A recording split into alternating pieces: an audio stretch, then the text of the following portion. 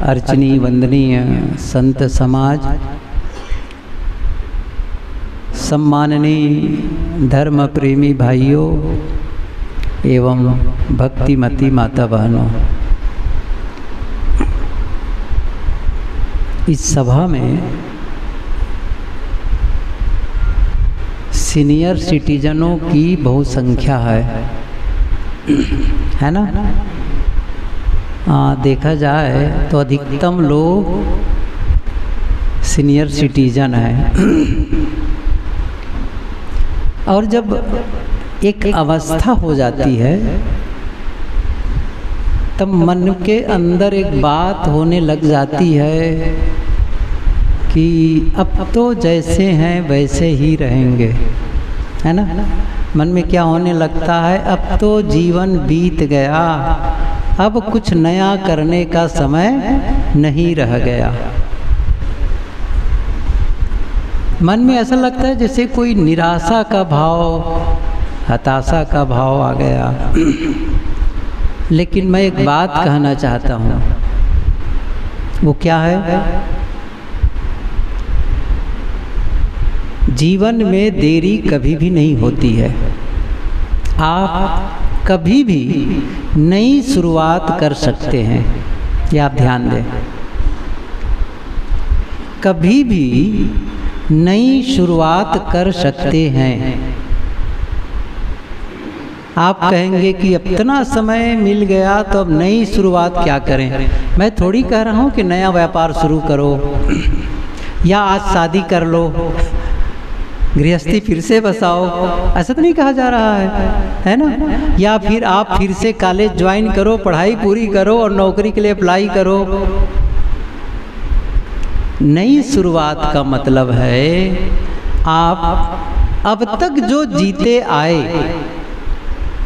अब तक सबसे बढ़िया क्या है, अनुभवों का संग्रह आपके पास में। देखिए खजाना है।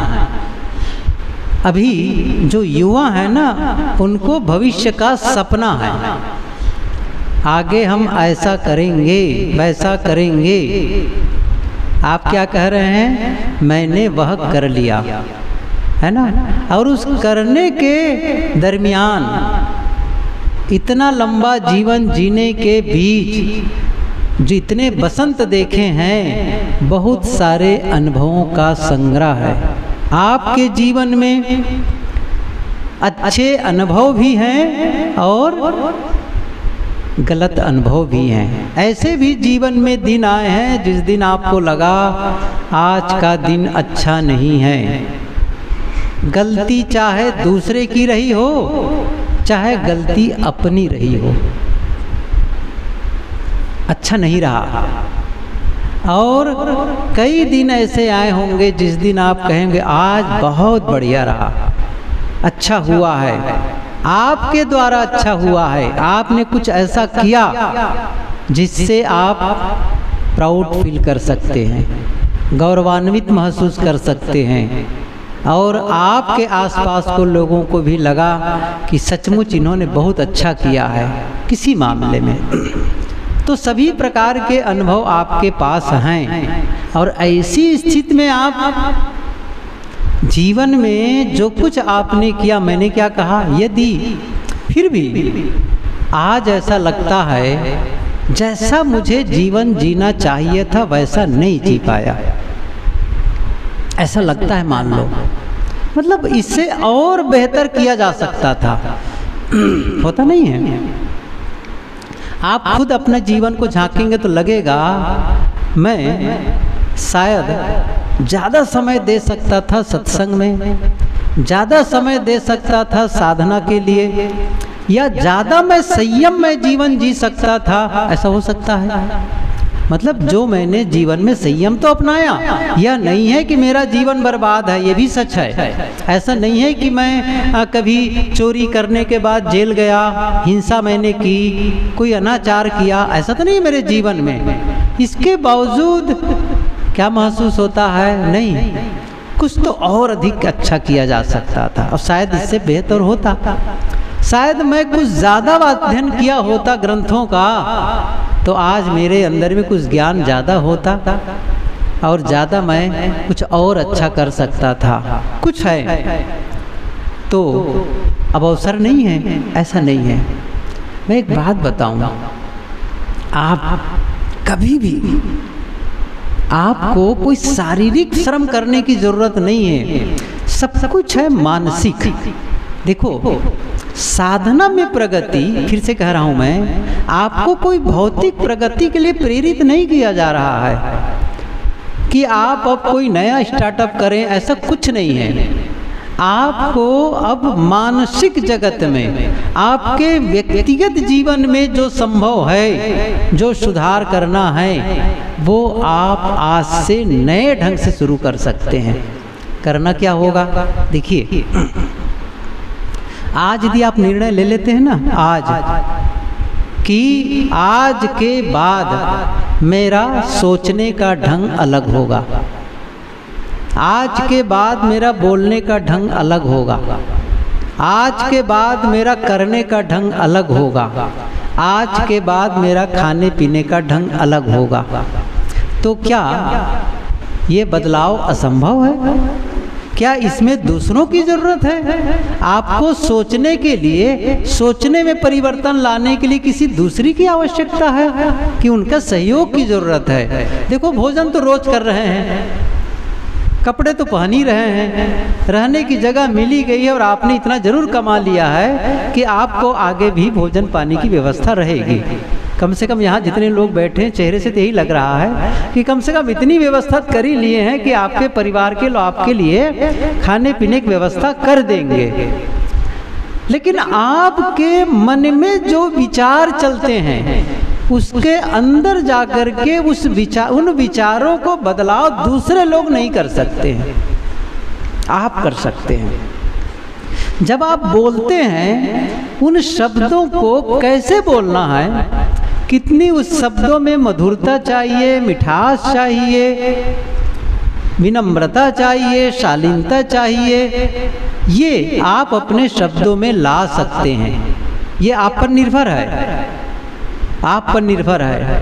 और आप अपने क्रियाकलापों को देखेंगे, अब मैं ऐसे लोगों के पास तो कम से कम नहीं बैठूंगा जो केवल ताश खेल के समय बिता रहे हैं। सही है ना? ताश खेल के समय बिता रहे हैं, कम से कम वहाँ तो नहीं जाना होगा। अच्छा, घर के लोग टीवी देख रहे हैं, तमाम वो धारावाहिक और क्या फिल्म देख रहे हैं, टीवी से तो मैं अपने आप को अलग कर सकता हूँ? कर नहीं सकते हैं। अच्छा, मैं पढ़ना जानता हूँ, मान लो पढ़ना जानता हूँ, तो ग्रंथ तो रखें घर में, तो थोड़ा उसको जितना मैं समय लगाता हूँ उससे ज़्यादा लगा दूँ। अच्छा, मान लो मैं नहीं पढ़ पाता हूँ, तो सुनना तो जानता हूँ ना।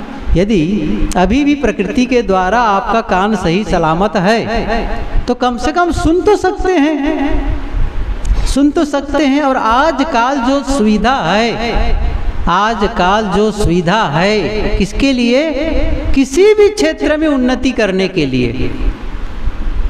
आज जो सुविधा, जो संसाधन, जो परिस्थिति जो आज है, किसी भी क्षेत्र में प्रगति करने के लिए आज के पहले कभी नहीं था, कभी नहीं था। हम में से देखो, यहाँ बैठे काफ़ी लोग आज से, जब वो छोटे रहे होंगे 10-15 साल के, तब उन्हें पता रहा होगा कि जब हम बोलेंगे उसको हमारे बच्चे भी बाद में सुन लेंगे। सोचे रहे होंगे? सोचे ही नहीं रहेंगे। आज वो स्थिति है। गुरुदेव जी के प्रवचन, गुरुदेव जी की अनुपस्थिति में आप घर बैठे सुन सकते हैं, सुन सकते हैं। अब आप कहेंगे मैं ज़्यादा समय दूंगा सुनने में, नहीं पढ़ सकता हूँ, तो देखो मैं इसलिए बता रहा हूँ, आप हम सब कहते हैं ना कि अब क्या करें, जैसा है चलने दो। अच्छा, कुछ लोग आपस, अरे क्या बूढ़े सुग्गा को और पढ़ाओगे, अब हो गया? नहीं, ऐसा कुछ नहीं है। जो संभव है, जो आप कर सकते हैं, उसके लिए फिर काहे का दूसरे पर आश्रित होना। कभी मैं एक सूत्र कहा करता हूँ, जो हम नहीं कर सकते हैं, फिर से याद करना, जो हम नहीं कर सकते हैं, यदि हम उसे नहीं करते हैं तो हमारा दोष नहीं है। जो हम नहीं कर सकते हैं उसे हम नहीं करते हैं तो उसमें दोष नहीं है, लेकिन जो हम कर सकते हैं उसे जाते हैं तब क्या कहा, जो हम कर सकते हैं जब उसे नहीं करते हैं तब तो दोष है ना हमारा, तब तो बहाना नहीं बनाया जा सकता है। और जो मैं बता रहा हूँ क्या यह असंभव है? बिल्कुल असंभव नहीं है। तो ये कहा ना शब्दों में थोड़ा से, जैसे अब इसको इस ढंग से और ढंग से कहूँ मैं, स्वाभाविक रूप है कि आप सब प्रारंभ से ही आदत बनी होगी सुबह जल्दी उठने की। घर के काम संभालना था, कोई काम कारण से आपको जल्दी उठने की आदत है, सुबह जल्दी नींद खुल जाती है। और अब की स्थिति कैसी है, नहीं चाहने पर भी नींद खुल जाती है सुबह, क्योंकि उतनी नींद बच्चों सरीखे नहीं आती है। क्यों? क्योंकि अब आपको बच्चों की तरह 12 बजे तक तो जागना नहीं है कि मोबाइल लेकर के देखते रहना है। अच्छा, कोई यदि करता हो तो बदल लो, अभी भी बदल लो, मैं कह रहा हूँ। यदि बुढ़ापे में भी कोई 11 बजे रात तक मोबाइल देखते हुए जाग रहा है, इसका मतलब है वो कहावत है ना, अपने पैर में कुल्हाड़ी मार रहे हैं। मैं समझता, ये विश्वास करता हूँ यहाँ, चूंकि इसलिए विश्वास करता हूँ कि जितने बैठे हैं सब पुराने सत्संगी हैं, कम से कम इतना छोटा काम तो नहीं है करते होंगे, इतना छोटा काम तो नहीं है करते होंगे, है ना। देखो जवान है घर में, वो लोग हैं, वो लोग यदि कभी ये भूल करते भी, देखो करना तो किसी को नहीं चाहिए, लेकिन मान लो वो बच्चे नए हैं, उनके पास अवसर है, हो सकता है कुछ हो, तो वो लोग यदि कहीं 11 बजे 12 बजे तक अपने मोबाइल और टीवी में समय बिताते हों, वो उनका जीवन है, उनका जीवन, उनको देख के ललचाना नहीं है, क्योंकि उनका सिस्टम अलग है, आप बिल्कुल अलग हैं। तो फिर यदि आप जल्दी सो जाते हैं तो निश्चित रूप से सुबह जल्दी नींद खुलती होगी। और जब नींद खुल जाती है और आप देखें घर के लोग अभी भी 6 बजे उठे नहीं हैं, अभी भी 7 बजे उठे नहीं हैं, तब क्या करना होता है, तब मन बड़बड़ाने लगता है। मैं वही बताना जा रहा हूँ। अब क्या करना है, वो बड़बड़ चल रहा है ना मन, उसे शांत करो। क्या कहना है, उनका जीवन है, क्यों इंटरफेयर कर रहे हो, मन को समझाओ, स्वीकार भाव। फिर से बता रहा हूँ, जिसे आप बदल नहीं सकते, ये सूत्र याद रखना, जिसे आप बदल नहीं सकते उसे स्वीकारना सीखें। जिसे आप बदल नहीं सकते उसे आप स्वीकारना सीखें। क्या आप उन्हें बदल पाएंगे? अच्छा, मेहनत तो बहुत किए होंगे, जितने बैठे सब मेहनत किए होंगे, मेरे अनुसार घर वाले चलें, बहुत मेहनत किए होंगे, लेकिन क्या हुआ, ना आपका बेटा आपके अनुसार, या कुछ ऐसा नहीं कि पूरा पूरा नहीं है, कुछ है, लेकिन जितना आपके मन में है कि ऐसा हो, पूरा पूरा बेटा नहीं फॉलो कर रहा है। और बहू, वो तो जगदम्बा है उनको तो कहना ही नहीं है, सही है कि नहीं है। बहू और बेटे क्या आपके अनुसार कर रहे हैं? अच्छा, फिर आपके जो पोता है, बेटे के बेटे हैं, बेटे की बेटी है, वो तो और न्यू जनरेशन है, वो नया खून है। अब आप ये मानेंगे कि जैसा मैं जीवन में जिया वैसा ही ये लोग जिए, वैसा ही करें, नहीं करने वाले हैं। तब क्या करना है, और आपने बदलने का प्रयास भी किया और अंत में क्या लगा, नहीं बदलने वाले हैं। मैंने क्या कहा, जिसे आप नहीं बदल सकते उसे स्वीकारना सीखें, एक्सेप्टेंस, ये शब्द याद रखिए। क्या होगा इससे, याद रखें, क्या होगा इसे स्वीकारने से? 2 बातें होंगी।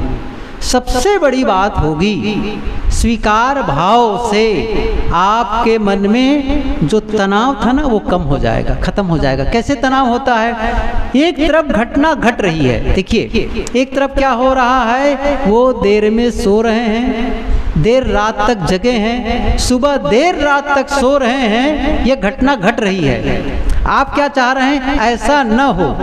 देखिए एक तरफ घटना घट रही है और दूसरे तरफ आपने नहीं कहा, सही है ना। तो क्या हुआ, आप ख्याल करिए, तनाव होगा। कैसे होगा, एक रस्सी है, एक रस्सी है जिसे दोनों तरफ से खींचें तो रस्सी में तनाव होगा कि नहीं होगा? होगा ना। कितनी खतरनाक स्थिति है। और जिस समय आपने रस्सी छोड़ दी तो सामने वाले का क्या होगा? वो धड़ाम से गिरेगा ना। आप क्या कह रहे हैं? जो हो रहा है उसको आप कहते हैं न हो, ये न हो, बस यह तनाव है आपके मन का। आपने कहा एक्सेप्ट, स्वीकार, जैसा हो रहा है होने दो। जैसे ही आपने ढीला किया तनाव खत्म। एक बात। दूसरी बात क्या होगी? तनाव खत्म। अब उससे जो आपकी एनर्जी खर्च हो रही थी, ऊर्जा खत्म हो रही थी, वो ऊर्जा बची। अब जो आपके मन में जो रिलैक्स का भाव जगा, सरल भाव जगा, उसे आप कहीं अपने जीवन को सुंदर बनाने में लगा सकते हैं, जीवन को। क्योंकि जब तक आप तनाव में रहेंगे ना आप ध्यान कर पाएंगे, ना आप स्वाध्याय कर पाएंगे, और व्यायाम भी करेंगे तनावपूर्ण, तो व्यायाम काहे का होगा? कुछ नहीं होगा। तनाव रहित, क्योंकि ये मानसिक बीमारी ही आगे चल कर के शारीरिक बीमारी के रूप में बदल जाती है। इसलिए कम से कम ये सोचो, अब तो जीवन का थोड़ा सा अंश बाकी है, बहुत सारा तो इन्हीं सब के लिए मैंने करके बिता दिया। ये मकान, ये दुकान, ये व्यवस्था, ये खेती बाड़ी, पढ़ाना लिखाना, मैंने जीवन के बहुत सारे हिस्से को खपा दिया। अब तो लोग करने लग गए हैं, सब अपने अपने ढंग से चलने लग गए हैं। अब जो मेरा समय बचा है मेरे लिए निजी जीवन, क्या है? अब निजी जीवन के लिए है। और उस निजी जीवन में क्या ध्यान रखना है? आपका स्वास्थ्य किसी तरह ठीक रहे, किसी तरह ठीक रहे, आपका मन किसी भांति ठीक रहे। इन बातों का ध्यान रखिए। मैं अपने स्वास्थ्य का ध्यान रखूं, मैं अपने मन का ध्यान रखूं। कहीं ऐसा न हो कि मेरे खान पान की गड़बड़ी से,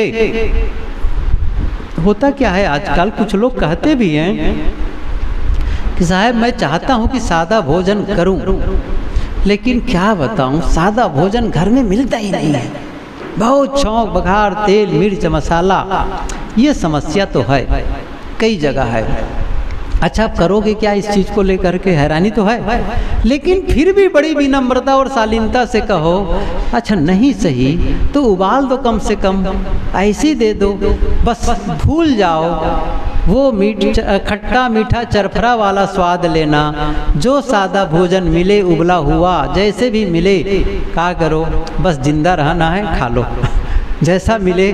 क्योंकि आप यदि नुक्ताचीनी करने लगेंगे, उसमें कहीं टोका टाकी करने लगेंगे, फिर गड़बड़ होगा, फिर उनके मन में टेंशन आएगा। क्यों? देखो, जो भी जितना अच्छा बना कर दे उनको पसंद ही नहीं आता है। क्या करो, उबाल के रख दो, अब तो चाहे जैसा दे दो उनको। गुरुदेव जी की बातें सुनते हैं ना, कई बार सुने होंगे। गुरुदेव जी क्या कहते थे? कभी कभी बीच बीच में अपनी बहू की प्रशंसा कर दो, बहुत अच्छा भोजन बनाती है, बहुत अच्छा सेवा करती है। रोज नहीं, कभी कभी कर दो, उनको भी अच्छा लगेगा, उनको भी अच्छा लगेगा। तो कम से कम ध्यान रखेंगे, ध्यान रखेंगे वो। तो क्या करना है? शब्दों में संयम, बड़बड़ाना नहीं है। एक तो मन में जो तनाव जग रहा है उसको हटा दो, फिर बड़बड़ाना नहीं है। अभी तक सोए हुए हैं, राजा रानी बने हुए हैं, काम ऐसा पड़ा है वैसा पड़ा है, जितना बड़बड़ाएंगे और जब बिस्तर में लेटे लेटे आपके कटु वाक्य उसके कान में जाने वाले हैं, जाएगा तो आपके प्रति श्रद्धा के नाम से कुछ नहीं बचेगा, है ना? क्या बचेगा? ये परेशान हो रहे, ये बूढ़ा चिल्लाता ही क्यों है, और अंदर से क्या कहेंगे, ये कब मरे। शब्द नहीं कहेंगे, वो गड़बड़ हो जाता है शब्द कहने में। दिल क्या कहेगा? कब इनकी छुट्टी मिले इनसे। अब बताओ, ये नकारात्मक भाव क्यों जगा?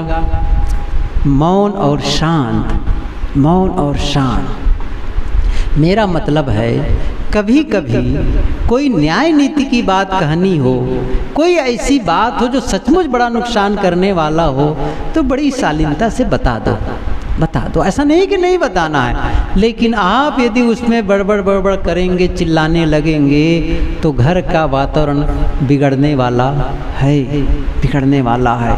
इसका ध्यान रखो। दूसरी बात मैंने कहा ना, शब्दों का ध्यान रखो, विचारों का ध्यान रखो, और खान पान का भी ध्यान रखो, खान पान का। अब बहुत अपनी ओर से देखो, घर में जो बनता है वो अलग है, अपनी ओर से कोई नई मांग मत करो कि मेरे लिए ऐसा चाहिए, वैसा भोजन, ऐसा छौंक बघार, ऐसा मिर्च मसाला वाला, ऐसा अचार चाहिए, ये पकौड़ी वो पकौड़ी। नहीं भाई, अब शरीर में वो क्षमता नहीं है पहले वाली। सादा भोजन में विश्वास करो, सिंपल भोजन में विश्वास करो। और यदि शरीर काम करता हो तो कुछ समय शारीरिक व्यायाम, चाहे आप प्राणायाम करो, चाहे योगा करो, चाहे आप सुबह वॉकिंग करने थोड़ा बहुत टहल लो, घर के कुछ काम में हाथ बटा लो, कुछ तो करो। गुरुदेव जी कहा करते थे, बुजुर्ग हो गए हैं तो भी कुछ घर के काम में सहयोग कर दो। अच्छा, क्या सहयोग कर दो?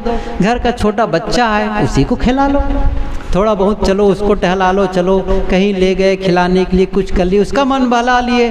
घर वाले को छुट्टी मिल जाएगी, घर के लोग कुछ काम कर लेंगे, बहू को छुट्टी मिल जाएगी, थोड़ा बच्चों को कम से कम संभाल लेंगे। तो और भी कहते थे गुरुदेव जी, ये भी कहते थे कि घर के आंगन में बैठे रहे, थोड़ा झाड़ू लगा दो, थोड़ी सफाई हो जाए, कम से कम जहाँ बैठे वहीं पर साफ सुथरा हो जाए। ये छुटपुट काम जो शरीर में संभव है उसको कर दिया करो, कर दिया करो। कोई भी मेहमान आए उनके साथ थोड़ा बैठ लो, लेकिन घर वालों की आलोचना करने से मुंह में सिलाई कर लो। क्या करना है? घर वालों की किसी प्रकार की कमी को मेहमानों के सामने मत कहना, ये कसम खा लो, समझ लो। नहीं बोलना है उनके सामने कि बेटा ऐसा है, बेटी ऐसी है, बहू ऐसी है, नाती ऐसे हैं, पोते नहीं बोलने का है, नहीं बोलने के। पूछे कैसे हैं? अच्छे हैं, सब बढ़िया हैं, बढ़िया करते हैं, सेवा करते हैं, सब भले लोग हैं, सब कुछ।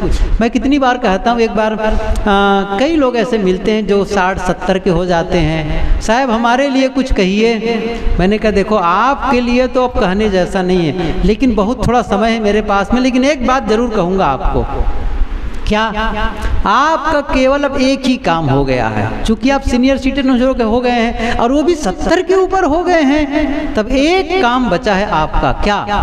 आपके मुंह से केवल एक ही काम बचा है, वो है लोगों को आशीर्वाद देना, बस। क्या कहना है? अब आप उस दर्जे पर आ गए हैं कि आपके द्वारा केवल एक ही चीज निकले, सबका भला हो, सबका भला हो। कोई अच्छा करता है आपके लिए, उनके लिए भला हो। अच्छा नहीं करता है तब कभी भी बद्दुआ मत निकालना, ये ध्यान रखना। कभी भी उनके लिए गलत विचार मत लाना। क्या कहना? भगवान तुम्हारा भला करे। सही है, सद्गुरु तुम्हें सद्बुद्धि दे, बस तुम्हारा भला हो, बस ये ध्यान रखो। मैं क्यों बता रहा हूँ ये चीज? मान लो वो नासमझ है, वो नासमझ है और वो कुछ भी आपके साथ में गलत कर पा रहा है, नहीं समझ पा रहा है, तभी तो कर रहा है वो ज्ञानी है, ना समझी है। अब आप क्या कर रहे हैं? उसके बदले में मेरे साथ उसने वैसा किया, बस देखना तुम। अब देखो क्या होता है, एक दिन आएगा तुम भीख के कटोरा लेकर के भीख मांगोगे, या तुम जेल में जाओगे, तुम ये हो जाएगा, तुम्हारा वो हो जाएगा। भगवान देख रहा है, वो सब का बदला लेने वाला।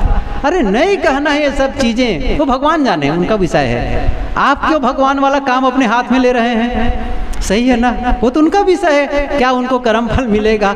आप उनके कर्मों के फल के दाता नहीं है। क्या करना है आपको? क्या कहना है आपको? कहना है तुम्हारा भला हो। क्यों ऐसा कहना है? देखिए, उनका भला होगा कि नहीं होगा, लेकिन केवल दूसरों का भला सोचने से आपका भला होना शुरू हो जाएगा। समझ रहे हैं ना? दूसरों का बुरा सोचने से उनका बुरा होता है कि नहीं होता है, आपका बुरा शुरू हो जाता है। विचारों का प्रभाव हमारे जीवन में पड़ता है, ध्यान दो। विचारों का प्रभाव मन में जीवन में पड़ता है। जो हम सोचते हैं वैसा बनते चले जाते हैं, जो हम सोचते हैं वैसा ही बनते चले जाते हैं। इसलिए सही विचार सोचो, सही शब्द बोलो, हमेशा ध्यान रखो। और मैंने कहा ना, इसके लिए किसी दूसरे की आवश्यकता नहीं है, आप पूर्ण हैं। इसलिए मैं कह रहा हूँ, नहीं शुरुआत कर सकते हैं। आज तक चाहे जैसा बोलते रहे, ये एक ढंग था बोलने का, लेकिन अब बदल दिया। अब जब भी बोलना है मीठे शब्दों का प्रयोग करना है, धीरे बोलना है, प्रेम की भाषा बोलना है, शालीनता की भाषा बोलना है, दूसरों का आदर और सम्मान का ख्याल करना है। केवल आप न चाहें मैं घर का बुजुर्ग हूँ, मेरा सब लोग सम्मान करें, ये सच है, होना भी चाहिए, लेकिन आपका भी दायित्व है आपके द्वारा दूसरों का सम्मान हो। सम्मान का मतलब मैं नहीं कह रहा उनके सामने झुको, सम्मान का मतलब है उनके रिपुटेशन का, उनके कुछ जीने का, उस जो उनकी मर्यादा है उसका ख्याल करो। हर आदमी स्वाभिमानी है, हर आदमी आदर चाहता है। तो आप ये ना समझे कि केवल आदर आपको चाहिए, सम्मान आपको चाहिए, उनको भी चाहिए। जो आपसे बहुत छोटे हैं उनको भी आदर और सम्मान चाहिए। इसलिए उनके प्रति शब्द संभाल करके बोलना। अब जो पहले बोल देते थे रे तू ये, वो सब बदल दो। नहीं, उनको भी सम्मान पूर्वक या तो बेटा कहो या आप शब्द प्रयोग करो। देखो, सम्मान के शब्द उनके साथ में बोलना शुरू कर दो। देखो, शब्दों को बदलना थोड़ा समय लगेगा, लेकिन जो संभव है आपके मन में जब भाव रहेगा ना, आपके मन में जो अच्छे विचार रहेंगे ना, तो वो शब्दों में घुल करके निकलेंगे। ये ध्यान रखना। क्या होता है जनरली, जो हमारे भीतर में जो भावनाएं होती है ना, वो भावनाएं किसके माध्यम से निकलती है? हमारे शब्दों के माध्यम से निकलती है भावनाएं। यदि वह भावना ही में दुर्भावना है, भावना में ही विकृति है, वही विषाक्त है, तो जब शब्द निकलेंगे ना, तो वो शब्द कहाँ होगा? उसी में वो मिल करके जाएगा। गजब है ये सिस्टम। मैं कितनी बार ये उदाहरण दिया हूँ, क्योंकि अंदर शब्द कहाँ से आ रहे हैं बताओ? भीतर से तो आ रहे हैं ना। भावना कहाँ है? भीतर है। तो उसी रास्ते से वो निकला हुआ है। कैसे निकला है? आपके घर में बाथरूम में, कई जगह, कई घरों में गीजर लगा होता है। गीजर तो समझ ही गए, आजकल तो बड़ा सरल है। गाँव में भी गीजर लगाने लग गए हैं लोग, गर्म पानी का, कि ठंडी में गर्म पानी मिले। तो आप क्या देखते हैं, एक नल में ठंडा पानी, दूसरे नल में गर्म पानी। अच्छा, तो गर्म पानी आ रहा है, उस बीच में इतनी बड़ी मशीन है, गीजर जिसे कहते हैं, अंदर में कॉइल गर्म हो रहा है बिजली के माध्यम से, और पानी उससे स्पर्श करके बाहर आ रहा है, तभी तो गरम गरम आ रहा है ना, गरम गरम आ रहा है। एक और दूसरा उदाहरण दूं, कहीं कहीं आप देखेंगे फ्रीजर, वाटर कूलर जिसे कहते हैं, वाटर कूलर, ठंडा ठंडा पानी आता है। इसका मतलब क्या है? वहाँ भी ऐसा कुछ सिस्टम बैठाया गया है जहाँ से पानी हो करके आए और पानी ठंडा हो जाए। पानी तो अपने आप में जैसा है वैसा है, लेकिन कुछ है जो उसे गर्म कर रहा है, कुछ है जो उसे ठंडा कर रहा है। शब्द तो वही है, लेकिन कुछ है हमारी भावनाओं में जो उसे कटु बना रहा है, कुछ है जो उसे मिठास बना रहा है, कुछ है। क्या मैंने कहा ना, वो कॉइल है, वो भावना है, वो वहीं से स्पर्श करके आ रहा है। तो यदि आपकी भावना सही है तो शब्द भी सही निकलने वाले हैं। इसलिए उसे, और इसके लिए कोई पैसे कौड़ी की ज़रूरत नहीं है, कोई ज़रूरत नहीं है। आप भीतर से अच्छा तो सोच सकते हैं ना, किसी के लिए भला हो तो सोच सकते हैं, कोई दुर्भावना नहीं। मैंने कहा ना, चाहे वो गलत करता हो, इसके बावजूद उनके प्रति क्या कहना है? भला हो, भला हो।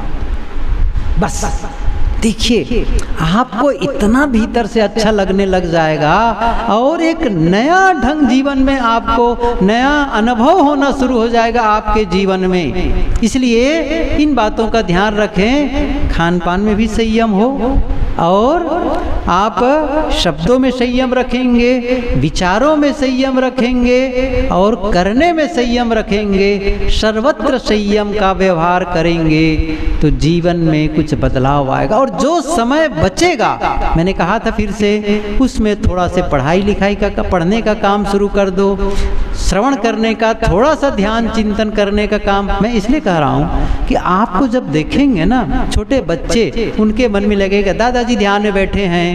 बहुत पहले की बात है, वर्षों पहले बड़ौदा की बात है। एक छोटी सी बिटिया, अब तो जवान हो गई, शादी हो गई उसकी और बड़ी कंपनी में वहाँ काम करती है। तो एक बार कहाँ गए उनके यहाँ, तो संत लोग तो पूछे कहाँ गए, तो कहे वहाँ गई है, दादी जी ध्यान में बैठी है। क्या कहती है? दादी जी ध्यान में बैठी है। अब देखिए उनको क्या लग रहा है, दादी जी ध्यान में बैठती हैं, दादाजी ध्यान में बैठे हैं। और आप कहीं बकबक कर रहे हैं या टीवी के सामने बैठे हैं तो क्या कहेंगे, दादाजी टीवी देख रहे हैं, क्या असर पड़ेगा? वो बकबक कर रहे हैं, लड़ाई झगड़ा कर रहे हैं। अच्छा भाव जगे, प्रतिष्ठा, आपके क्रियाकलाप उनके लिए आदर्श रूप हों और उनको लगे कि नहीं, मुझे दादाजी की तरह होना है, मुझे पिताजी की तरह होना है। कब होगा? जब आपका स्वभाव अच्छा होगा, आपका जीने का ढंग अच्छा होगा, तभी तो आपके बच्चे आप सरीखे होना चाहेंगे। एक वक्ता बोल रहे थे एक बार, बहुत ही थोड़ा सा वो कठोर था उनका बोलने का ढंग, लेकिन है तो सच। उन्होंने क्या किया, एक काम करना, घर जाना, और आज जो सफल लोग हैं ना, आज जो सफल लोग हैं, उन सफल लोगों में, किसी भी क्षेत्र में जो सफल लोग हैं, उन 15 लोगों का चित्र रख लेना, 15 लोगों का चित्र टेबल पर रख देना, चाहे वो नरेंद्र मोदी हो, चाहे सचिन तेंदुलकर हो, और कोई भी, चाहे वो फिल्म, कोई भी सफल, जिनको सफल मानते हो, चाहे मुकेश अंबानी, जितने सफल लोग हैं, उन सारे सफल लोगों या जो प्रसिद्ध लोग हैं, चाहे वो खिलाड़ी हो, कोई हो, उन लोगों का नाम रख दे, वहाँ चित्र रख देना और एक चित्र अपना रख देना वहाँ, और अपने बेटे से पूछना या पोता से पूछना, इनमें से किसके समान होना चाहते हो, किसके समान होना चाहते हो? जितने लोग दिख रहे हैं ना, 15 से 20 चित्र हैं, किसके समान होना चाहते हैं? अच्छा, आपके चित्र की तरफ इशारा करेगा कि नहीं करेगा? ख्याल करो जरा से, है ना, परीक्षा है, आपके तरफ इशारा करेगा, मैं ऐसा ही होना चाहता हूँ। थोड़ा कठिन है ना? नहीं करेगा, कह रहे हैं, देखो आवाज़ आ रही, नहीं करेगा। क्यों नहीं करना चाहते हैं? क्या आप उनके आदर्श नहीं हैं? क्यों नहीं है? किस चीज़ को पसंद नहीं कर रहे हैं? कुछ तो है उनको जो पसंद नहीं आ रहा है, क्यों नहीं हम कर पा रहे हैं? एक उदाहरण याद आया, एक संत, सच्ची घटना है ये, उनकी पुस्तक मैंने पढ़ी, अपना संस्मरण लिखे हैं वो, कि सत्संग का समय नहीं था, अपने कक्ष में बैठा था, ऐसी बड़ा सा कक्ष था जैसे ये है, तो कई लोग मिलने हुए आए हुए थे, कई सज्जन थे, और फिर मेरा बातचीत चली तो मैंने पूछा, ये बताओ आप में से कितने लोग हैं जिनके बच्चे आपको पसंद करते हैं? अब कौन कहे मुझे पसंद करते हैं? सब चुप चुप चुप, कोई उत्तर नहीं। अब कोई बात हुई होगी, बात खत्म हो गई, समय बीत गया। 1-2 महीने के बाद एक सज्जन लौटे फिर संत के पास में, उन्होंने कहा, अभिवादन किया और कहते हैं कि 1-2 महीना पहले आपने सबके बीच एक प्रश्न किया था कि आपके बच्चे कितने, आप लोगों में से कितने लोग हैं जिनके बच्चे आपको पसंद करते हैं, किनको पसंद करते हैं? तो सबके सब चुप रहे। लेकिन आज मैं कुछ कहने आया हूँ। उस इंसान ने क्या कहा, वो भक्त ने क्या कहा, आज मैं कुछ कहने आया हूँ। हाँ, तो वो क्या कहता है वो, मैं आज से 1 सप्ताह पहले, मेरी बेटी है, बड़ी हो गई है और उनके लिए रिश्ता ढूंढना है। देखो इधर तो क्या होता है, लड़के वाले जाते हैं, लेकिन कुछ ऐसे भी क्षेत्र हैं उत्तर प्रदेश इत्यादि में, बिहार इत्यादि में, कि लड़की वाले लड़का ढूंढने जाते हैं, रिश्ता ढूंढने। तो उनके लिए मुझे रिश्ता तय करना था, लड़का ढूंढना था। बस यूं ही मैंने बेटी से पूछ लिया, बेटी तुम्हारे लिए दामाद ढूंढने जा रहा हूँ। अच्छा बताओ तुम्हें कैसा वर चाहिए, कैसा जीवन साथी चाहिए। अब किसी लड़की से कोई पिता पूछे तो थोड़ी सी हैरानी वाली बात है ना, कैसे उत्तर दे बिटिया। तो उस बेटी ने क्या कहा कि उन्होंने कहा पिताजी ये आपका मामला है, आप जाने आपको कैसा दामाद चाहिए, आप जाने। फिर उसने क्या कहा, अरे मैं पूछ क्यों रहा हूँ, जरा सुनो। आपका धनवान जीवन साथी चाहिए, विद्वान जीवन साथी चाहिए या रूपवान जीवन साथी चाहिए। अब तो बड़ा झंझट में फंसी।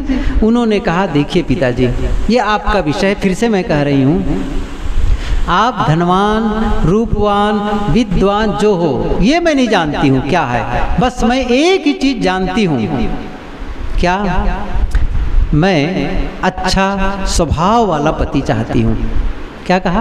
अच्छा स्वभाव वाला मैं जीवन साथी चाहती हूँ। फिर मैंने पूछा अच्छा स्वभाव का क्या मतलब है, अरे कैसे पता अच्छा स्वभाव का। उन्होंने क्या कहा, जैसा आपका स्वभाव है। क्या कहा? जैसा आप स्वभाव है ऐसा ही अच्छा स्वभाव वाला मैं जीवन साथी चाहता हूँ। और तब मुझे लगा मेरे बच्चे मुझे पसंद करते हैं। मैं उदाहरण क्यों दे रहा हूँ, आप अपने जीवन में जब संयम का जीवन जिएंगे, जब आपके बोलने में संयम रहेगा, खान पान में संयम रहेगा, करने धरने में संयम रहेगा, सबके साथ सुंदर बर्ताव करने लगोगे, तो आपके बच्चे चाहेंगे मैं दादाजी की तरह बनूं, क्योंकि उन्होंने मुझे सही रास्ता दिखाया। आज कहते तो हैं, ये भी सच है, गलत नहीं है, आज भी है, आपके घर में भी ऐसा।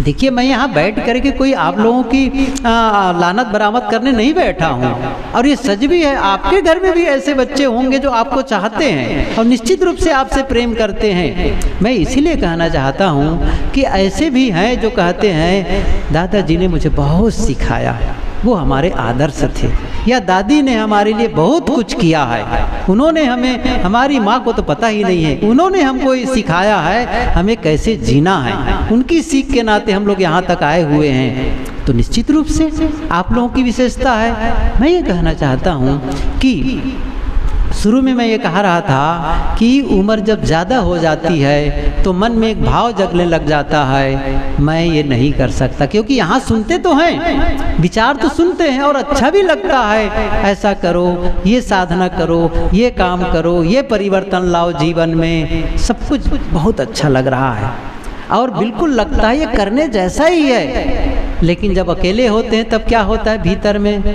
लेकिन मैं नहीं कर पाऊँगा क्योंकि अब मेरे पास में वो शक्ति नहीं रह गई है। बस मैं यही कहना चाहता हूँ, वो जो नहीं, जो शब्द जहाँ से निकल रहा है ना, जो विचार, वही बदलाव कर दो आप वहीं पर। जैसे ही मन में एक विचार आया, यह मैं नहीं कर सकता, यह मैं नहीं कर पाऊंगा, वहीं पर बदलने की जरूरत है। क्या कहना है? मैं कर सकता हूँ।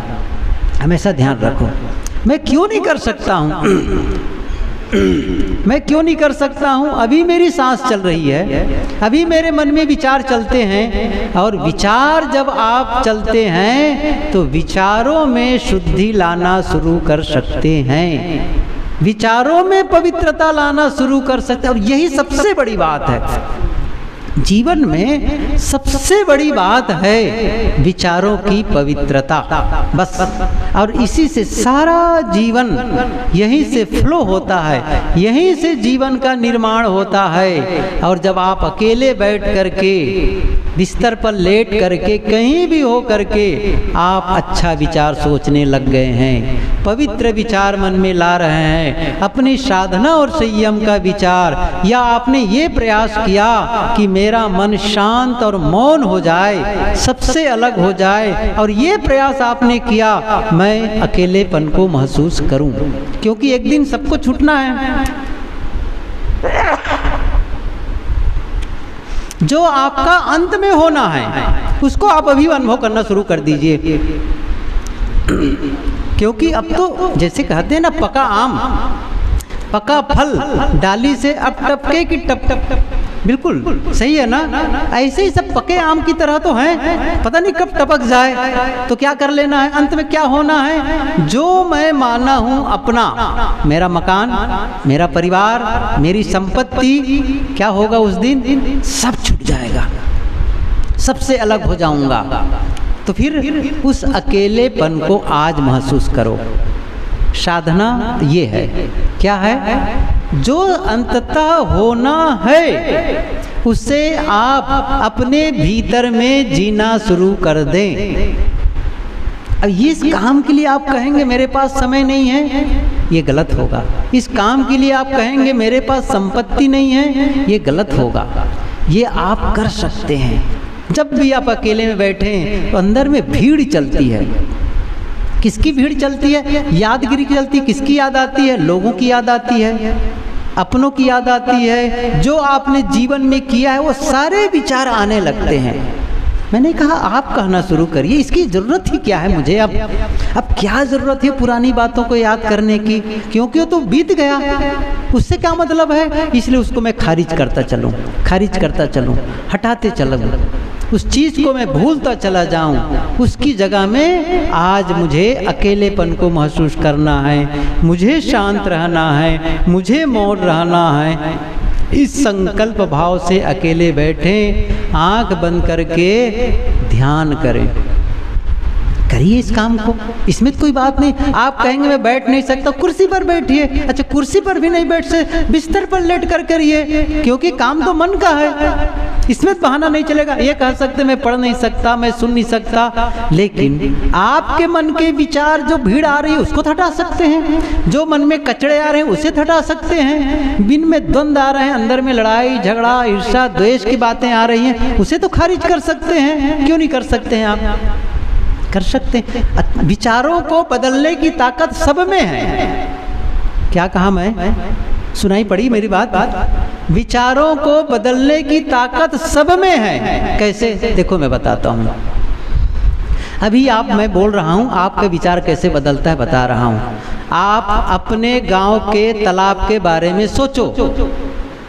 तालाब दिख रहा है कि नहीं दिख रहा है, ख्याल आ रहा है ना। फिर कहता हूँ आप अपने मकान के बारे में सोचना शुरू कर दीजिए। सोचना शुरू कर दिए। जैसे देखो अभी प्रयोग नहीं हो रहा है, आंखें बंद करेंगे और मैं कहूँ आप अपने मकान के बारे में सोचना शुरू कर दीजिए, तो मकान का कोना कोना दिखना शुरू हो जाएगा।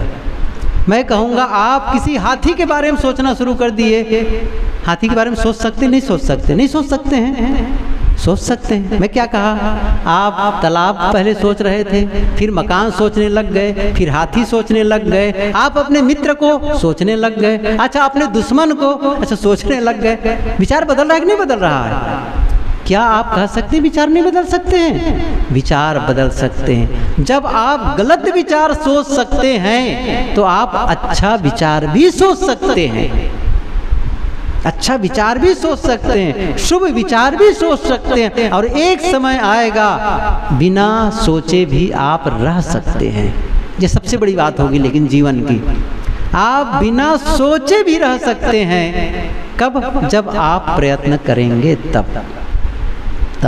इसलिए हम सब अपने जीवन में सुधार कभी भी कर सकते हैं, कहीं भी कर सकते हैं। आप किसी अवस्था में हो, जब भूल गई, जब आप बिस्तर पर गए, जब अकेले हुए, शांत और मौन, बस देखो शांत और मौन, मैं अकेला हूँ, कोई मेरे आसपास नहीं है, ये सब छूट जाने वाले हैं। कबीर साहब जी की पंक्ति याद करो, कहाँ ही कबीर सारी दुनिया बिन से रहे राम अविनाशी हो। सारी दुनिया बिनस जाने वाली है, राम अविनाशी रहने वाला है। उस राम की याद करो। गुरुदेव जी कहा करते थे, मौत की याद और राम की याद कबीर साहब जी याद दिलाते थे। मौत की याद, एक दिन मौत के मुख में चला गया मैं, ख्याल करना मौत तो आने ही वाली है। बस आज काल दिन कईक में अस्थिर नाहि शरीर, कहाँ ही कबीर कस रहा खियो कांचे बासन नीर। पता नहीं आज कल कब में पानी केरा बुद बुदा अस मानुष की जात, देखत ही छुप जाएगा ज्यों तारा प्रभात। बस बहुत जल्दी हम मौत के शिकंजे में फंसने वाले हैं। इसके पहले जो काम करना है जीवन का वह काम पूरा कर लो। बुढ़ापा सुखद होगा, बुढ़ापा सुखद होगा, और नहीं तो बुढ़ापा दुखद होगा। ये काम जब नहीं करेंगे और सचमुच शरीर छूटने का दिन आएगा तो कहेंगे उनको बुलाओ, हाय रे मरा रे छूटा सब कुछ, तड़फेंगे। नहीं, तड़फना नहीं है। क्या कहना है, मुझे पता था ये छूटने वाला है, मुझे पता था पहले से, और आज छूट रहा है, मैं खुश हूँ, मुझे इसकी कोई चिंता नहीं है छूटने की, क्योंकि मैं पहले से इसकी तैयारी कर ली है, तैयारी कर ली है। पहले से तैयारी कर लो, छूटने के दिन को आज से तैयारी कर लें। बुढ़ापा सुखद होगा, निष्प्रेय, कोई कामना नहीं किसी प्रकार से। संसार का काम हो रहा है, बच्चे अपना काम कर रहे हैं, कोई इंटरफेयर मत करो, कोई उनके बारे में कुछ बहुत ज़्यादा उनको ले करके बस कुछ ना कहो, ठीक है। कोई आते हैं मिलने वाला, घर वाले जाने, बस मैं तटस्थ हूँ। इन सारी चीज़ों से निष्प्रेय रहेंगे तो आपका जीवन सुखमय हो जाएगा। चाहे आप 2 साल जिए, 4 साल जिए, कितने दिन में जितने दिन जिए, जितने दिन जिएंगे आप सुख का जीवन जिएंगे। और जितनी कामना वाला होंगे, ये मिले, ये हो, मेरे अनुसार हो, इतना आप दुखी होते चले जाएंगे। निष्काम होना है, निर्चाह होना है, तब जाकर के जीवन सुखमय होगा। ये कुछ बातें मैंने कही, आज ख्याल आ गया, बहुत सारे सीनियर सिटीजन बैठे थे तो मन में आया कि सीनियर सिटीजन को भी तो साधना, लोग भी तो साधना कर सकते हैं, उनको भी तो अवसर मिला हुआ है जीवन का। ऐसा थोड़ी है कि जीवन बीत गया है, मतलब जीवन के काफ़ी सारे समय बीत गए हैं तो जीवन खत्म हो गया है। जब खत्म होगा तब होगा, जब मौत आएगी तब आएगी, आज तो नहीं आई है ना।